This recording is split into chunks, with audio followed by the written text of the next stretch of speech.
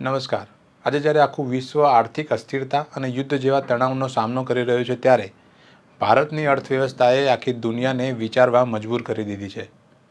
United Nations એટલે કે યુએનના તાજેતરના અહેવાલે મહોર મારી દીધી છે કે ભારત માત્ર સુરક્ષિત નથી પરંતુ દુનિયાનું સૌથી ઝડપથી વિકસતું અર્થતંત્ર છે। આ આંકડાઓ જ જુઓ।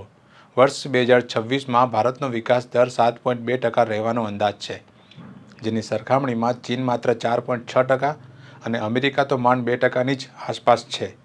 આ જ ગતિએ ભારત ખૂબ જ ઝડપથી વિશ્વની ત્રીજી સૌથી મોટી આર્થિક શક્તિ બનશે। તમે વિચારતા હશો કે આ કેવી રીતે શક્ય બન્યું? તો તેની પાછળનું પહેલું મોટું કારણ છે ભારતનો મજબૂત ઘરેલું વપરાશ। આપણી વિશાળ વસ્તી અને તેની ખરીદ શક્તિ એટલી મજબૂત છે કે વિદેશી ટેરિફ અને આંતરરાષ્ટ્રીય દબાણ પણ આપણને ડગાવી શકતા નથી। સાથે જ મેન્યુફેક્ચરિંગ ક્ષેત્રમાં આવેલી ક્રાંતિ પણ મહત્વની છે। આજે ભારત માત્ર ખેતી પર નિર્ભર નથી, પણ સ્માર્ટફોન અને ઇલેક્ટ્રોનિક વસ્તુઓની નિકાસમાં પણ એ ડંકો વગાડી રહ્યું છે।